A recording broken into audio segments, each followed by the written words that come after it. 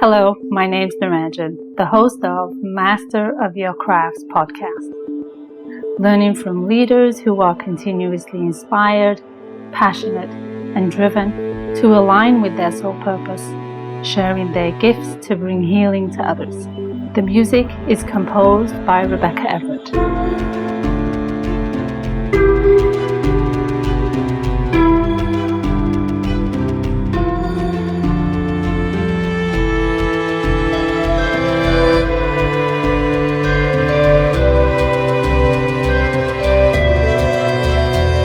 Today is episode number 143, and I had the pleasure of talking to Craig Taylor, a seasoned cybersecurity leader since 2001, a co-founder of CyberHoot, a fully automated SaaS platform that teaches cyber literacy.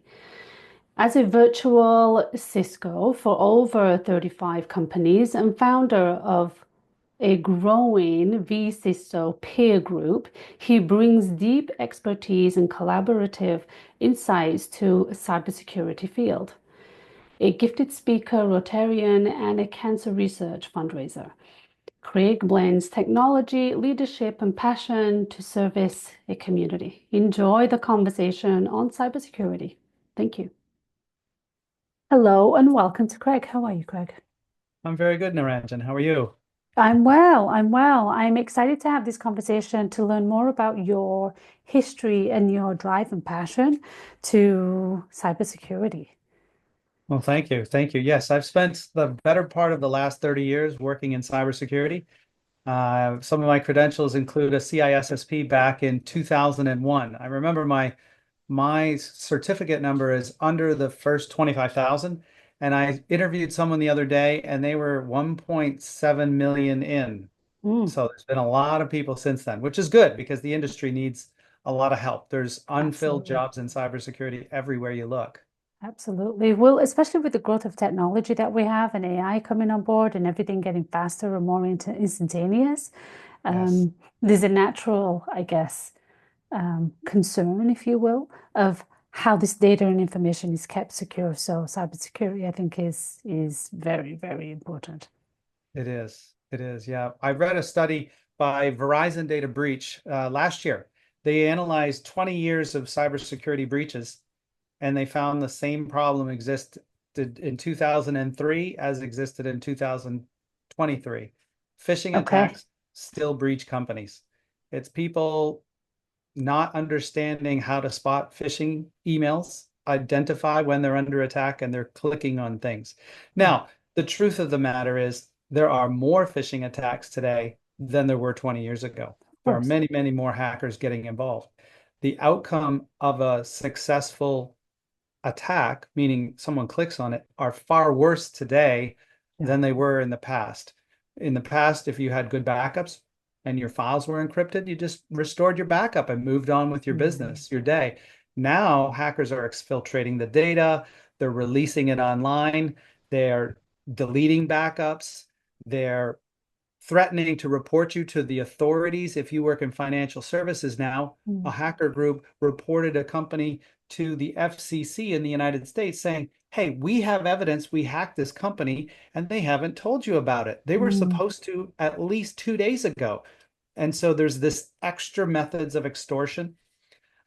Simply clicking a link today can steal your token authentication into your inbox of your email or your bank, so the mm. hacker doesn't have to collect your password or bypass your multi-factor authentication in some way. They can just reach into your computer and pull it out with the malware that's been written. So the attacks are more frequent, they're more damaging, and they're more Yeah. sophisticated today than Yeah. ever Yeah. before. Yeah. And that's a natural evolution of growth in any Mhm. form, right? So be it a natural evolution of growth for a consumer level, but also Yeah. from the hacker as well, which I think is equally interesting. What was Yes. it that spurred you into this space and into this field of getting so niched? Because it is a relatively niche market. It is. I hope it doesn't stay that way, right? Cybersecurity as a field of study is an emerging market. I grant Hmm. you that. But it needs to play in the same ballpark as medicine, law, plumbing, electricity, all these mature industries which have barriers to entry, right? You have to become a licensed electrician or plumber Sure. or lawyer or doctor. There's no such licensure in cybersecurity, although there's the acceptance of that CISSP as one of the hallmarks of a cybersecurity professional. There's even a Hippocratic Oath equivalent in the CISSP that says you will benefit your clients and be honest and act truthfully and all of those good things. But there's no official licensure. So yes, it is a niche market that is becoming a more mature market. I'll answer your question in two ways.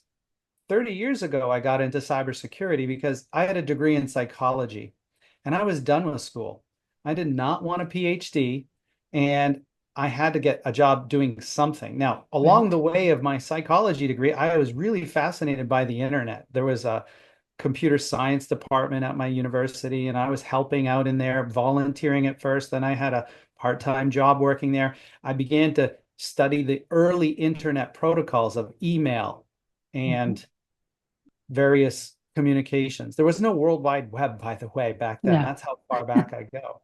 So at the time, I had enough knowledge to say things like SMTP is Simple Mail Transfer Protocol, that a firewall vendor in the very early days of the internet, people were plugging their computers and networks into the internet, straight into the internet with no protection whatsoever. And the firewall vendors were saying, wait a minute, you probably don't want to do that. We've seen indications of hacking attacks even 30 years ago. So I was hired into this early position for almost no salary because I didn't have a degree in that field. And I studied and studied and studied books and books of O'Reilly books that are all the internet protocols and things of that nature. And I got in and I realized pretty quickly, this is a job that you can't offshore somewhere. You kind of need it to be in the office with the company, doing the work every day. And it plays on psychology in an interesting way because I have to convince people to do safe behaviors. And if I understand human emotion, learning, training, I can actually do a better job in cybersecurity. So that was an interesting early connection. I founded my company 10 years ago because I was tired of corporate America pushing paperwork around. And I really wanted to try and feel and touch the differences I could make in the world on a daily basis with my company, CyberHoot. And it was a beautiful connection between the psychology of learning and operant conditioning. And what we're doing in CyberHoot is taking what is traditionally a negative reinforcement training methodology for people, right? Almost a shot collar approach for sending those fake messages to the inboxes of users to see if they fail the phishing test by clicking on something. That's negative reinforcement. And we've turned it into a positive reinforcement behavior, which encourages good behaviors of inspecting the email for the sender and the subject and these other things. So I was able to marry my psychology background, weirdly, with my cybersecurity training, with my love of teaching and education. And the three things combined into CyberHoot, and that's what kept me in this field as long as I've been in it. So really, it's a personal, I get a lot of satisfaction out of what I do today. What do you feel are some of the key attributes that connect you to this purpose for you in where you are at this moment of time? I kind of like making the world a better place, leaving the world a better than when I got here. The tool that I've built has sort of filled a niche where small to medium-sized businesses were underserved. Most of my career, I was with Fortune 500 companies, and those companies had deep pockets and not unlimited, but significant funds to help train and educate and test and protect their employees. But I saw time and again people reach out to me saying, Craig, we did this, we found this, we had this breach in our small company. We can't afford to buy these big, expensive tools. How can you help us? And so I finally said, it's not rocket science. What's the problems that people need to know? I'll back up and say, it's cyber literacy skills that people are lacking. Most people have computer literacy skills. They can work a mouse and a keyboard and a calendar and an email, but they can't do it safely and securely because no one has taken the time to explain the simple things around social engineering, password hygiene, those basic concepts. And so I thought I can fill that niche. We can create a product that is low cost and covers the minimum essential for these small to medium-sized businesses. So that's what I did. And why I chose to do this was to make a difference in that space where there was this gap. And yes, I am making a healthy salary doing it, but I'm also helping the individuals at these companies from making very harmful mistakes that could get them fired or put their business out of business. The leadership of these companies have assurances now that every last person is being trained, where there are gaps in other tools that show only 50% of what your users are doing. The IT department and the MSPs, the managed service providers who are providing these services, are winning because they're building rapport and retention and goodwill with their end users through that positive reinforcement training. Imagine, do you think your dog likes you more or less if you use a shock collar to train it not to do bad behaviors? It likes you less. And that's a problem in the industry as a whole and why it's so immature. When you turn that negative of shock collar training of employees on phishing and making mistakes in cybersecurity to a positive treat-based approach where you gamify it and you create reward systems and you give them, in the case of dogs, treats to do the obstacle course, the dog loves it. You love it. Everyone's happy. You're building that connection. It's a win-win-win all the way through. And that's a gap that I also see that I'm closing inside the cybersecurity training, awareness, education, literacy market. So that's very fulfilling for me. I hope that's not too long a winded answer for your question, but that's really what I'm doing, hoping to continue to do and refine it even more. Mhm. It is an important process to be able to educate and support people, um, from corporations to individuals on their usage, because this device and technology isn't going anywhere. So the better we can be educated in using it more sophisticatedly and more Mhm, concretely, the better we're going to be through that process. mhm. In your journey of fulfilling this and creating a business around it and supporting other individuals, um, where does your fulfillment truly lie? When someone emails me and says, "Hey, Craig, I found this attack in my personal inbox the other day, and I knew because I took your training that it was an attack. I just wanted to say thank you for me not getting myself into trouble because I might otherwise have clicked on this had I not gone through your training." Helping individuals avoid so many of the attacks that are going on every day is very fulfilling for me personally. I like to, I have a strong sense of right and wrong, and I don't think knowledgeable technologists who turn to the dark side, and we call them black hats, who attack innocent individuals because they can and Mhm. extort them for money, that is tantamount to being harmful to a child, if you will, Right. who doesn't know any better. Well, the same applies to human adults who don't know any better. They can't be faulted for clicking on these very sophisticated attacks because they're designed for the individual today. We haven't mentioned artificial intelligence, but you can feed a social media Of profile on someone into AI and say, give me 10 really personal phishing attacks or social course. engineering attacks against that person and send them once a day for 10 days. And something's going to catch that person's eye. And if they've not received any training about the harm that's out there and what could be as innocent as a click, uh, they're going to lose something, right? Mhm. Access to their email in the best case or financials in the worst case. And helping people learn that in the absence of any school system today is not teaching cyber literacy. They might teach computer literacy. Mhm. What's funny as an aside, Naranjan, is that I've signed 5 or 6 school districts across the world in the last month in CyberHoot because of the positive reinforcement training that mirrors what happens in a school classroom. You don't show Mhm. up on day one and get tested on material you know nothing about. And if you Right. fail, you're punished in some method, right? Right.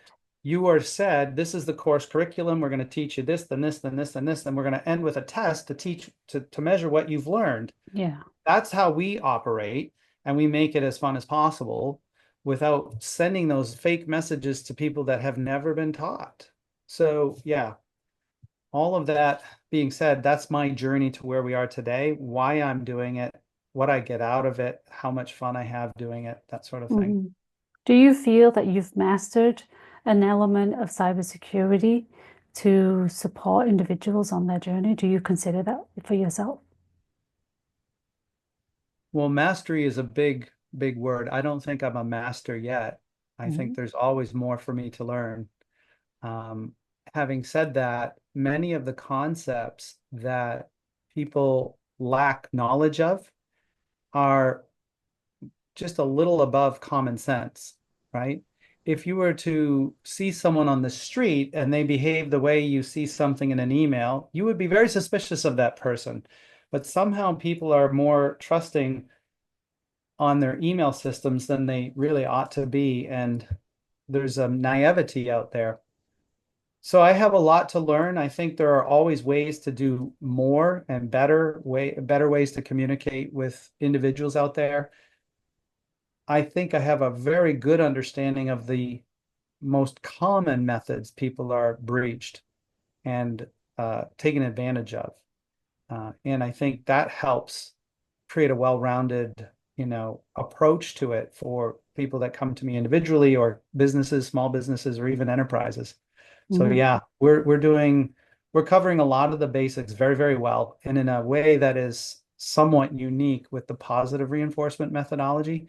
Mhm. I was part of a Reddit thread the last day on this very topic, and there was oh my goodness, I've never seen so many comments. There were probably 1,000 or more comments on one individual who was sent a phishing test of the former fake punishment based 3 days before they were leaving the company.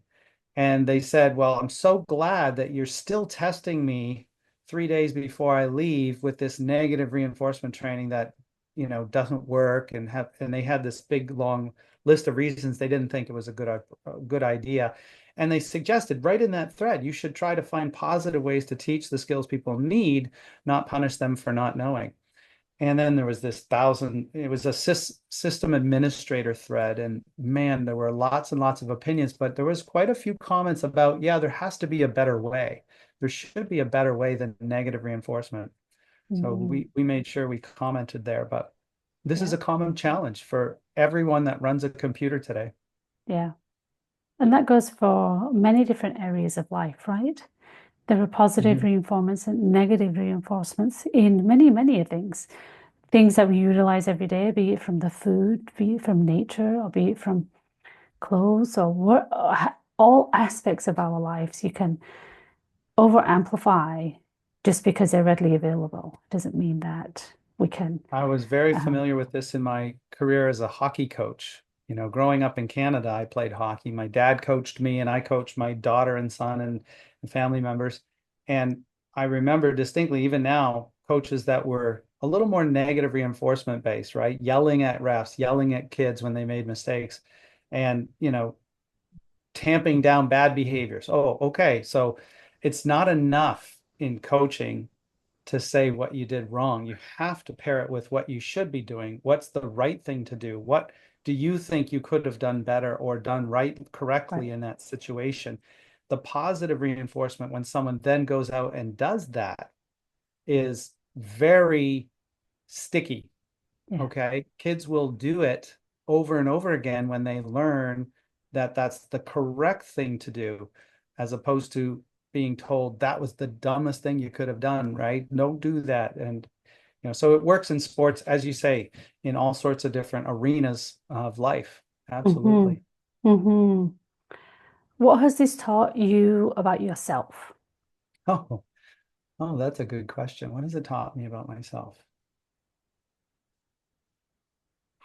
I could answer that in many different ways. I'm a Rotarian as well, Naranjan. Rotary is a service above self organization. I haven't been as committed to that lately because of the demands of my business. Um, and what my business has taught me, is that I do want to succeed in this space where we create something that is lasting and helpful and educational to as many people as possible. About myself, I think I can say that this journey has taught me a good balance in my life. Um, Before I founded this company, CyberHoot, there was not much balance in terms of my work-life balance. When you work for a Fortune 500 company, there's just more and more work to do, and there's no off switch. You can't turn it off. You have to just keep working and working and working. But when you own the company, yes, it doesn't feel as much like work, if you will, Mhm. Ranjan. It feels like Mhm. it's more of an adventure. Mhm. I enjoy going to work every day now. And in the past, I couldn't always say that. Mhm. You know, there were Yeah. days where I would just sigh to myself and say, I don't know how I'm going to get through this day. And yet today, I just had wonderful time with my teammates at CyberHoot. There was somebody's birthday, and we created this. An owl is our logo, and we created him in his image as Thor, an owl with a Thor using AI, and it just Mhm. made me laugh all day long because it was fun. But those are the kinds of things that I realize there's more to life than just work, work, work, Mhm. and meaningful work is really what I've learned. This feels more Yeah. meaningful and more you can taste it, feel it, touch it, see it every day when you're working for yourself and succeeding, I guess, is the key part of it, right? If this was a failing business, if I wasn't making enough money to pay my bills, or we were at threat of being shut down or not succeeding in our mission of teaching cyber literacy skills, that would be another story altogether. Right. But for me, I know we're succeeding. I see it every day. I hear it from people. And it's not sycophants just saying you're great to have me hear it. It's because they truly believe they avoided this or that. So to me, that is the meaning of life, I guess, is being fulfilled. I guess if you go into the final psychology of it, Maslow's hierarchy of needs, I would say that I've found myself up on a higher level than I did when I was in a Fortune 500 company, right? I certainly had shelter and food and Mhm. air and water and all those Mhm. basics at the bottom. But now I feel like I'm actually using my particular skills to their fulfillment level, right? I'm Yeah. making the most difference in other people's lives with what I was given as talents by God and whatnot. So um, I do feel fulfilled, and that is a tremendous feeling when And you get right that's down to it. ultimately that's what we're here to embody to a certain degree, right? Yeah. Yeah. So what's next? What's next for Craig and Cyberhood? Well, we have set some audacious goals to teach cyber literacy to 1 billion people. And I don't know if we'll get there. I think we have a chance. We continue to expand in the educational market, and I'd love to see students learning these basic cyber literacy skills. It needs to be taught early. Too many students are developing bad habits in high school and before with the computers that they're forced to use, or not forced, but have to use or enjoy using for their jobs or for their education. And they're not learning even those basic skill sets. So my hope is to bring CyberHoot and cyber literacy to the students of the world and teach it in a way that makes sense for them to digest it, understand it, live it, breathe it. That's really, I hope, where we take it from here, because Mhm. that will produce the first employees of all the companies of the world that aren't a major risk to those companies. I Mhm. can tell you so many times, brand new employees have come to work, and in one case, a woman or a man started at a company, published it on social media, was targeted by the president of the company, who wasn't the president, was a hacker, to go buy gift cards. One of the founding stories of CyberHoot is this $24,000 in gift cards I have in my hand here. I keep it as a reminder to this day of the things we're trying to help avoid, stop. But with schools teaching these cyber literacy skills, someone would get an email like that and they'd say, well, first of all, it didn't come from inside the company, it came from outside the company, and there's a spelling in the name, and there's this and this and this. So I know it's a ruse or a social engineering attack. I'm not going to buy any gift cards for that person. This should never happen again. Yeah. So that would be what I have in the long run, would help both mature cybersecurity as a profession of study when it's a core curriculum in the school districts, school systems, that would help there as well. And if politicians could wrap their heads around the idea of a strategic national advantage for the countries of the world that teach cyber literacy skills to their students and employees, and it's only beneficial for everyone. Ultimately. Yes. But it's taking that big courageous step and recognizing and putting awareness to a big industry. Yeah. With safe jobs that are in demand, that provide a very a reasonable wage and salary, you know. Yeah, it's a big industry. Yeah. So yeah, thank you. I know we're keeping it a little bit shorter because of a time crunch, but nevertheless, I appreciate you sharing all your valuable information and your expertise, and I'm trusting that those who are seeking more information will at least second guess and the email that comes through and seek the support that they need so they can be better technology and computer technology savvy, I guess, in securing their own data, because it's so important. Is it all right for me to, we give CyberHoot away free to individuals? Would I be able to give the URL for anyone to sign up for free for 6 videos and a positive reinforcement phishing training? Absolutely. And I'm happy to put those pieces into the show notes as too. Okay. So individuals can then leverage and take advantage of your generosity. Thank you. Yeah. Yeah, beautiful. Thank you so much, Craig. I appreciate you taking the time, and I look forward to see what's going to happen next with you and your business. So thank you. I really enjoyed myself today. Thank you for those wonderful questions, Naranjan. You're welcome. You're welcome. I'm Naranjan, and you've been listening to Master of Your Crafts podcast. Please subscribe, rate, and review, and join me next week for another episode. Thank you for listening.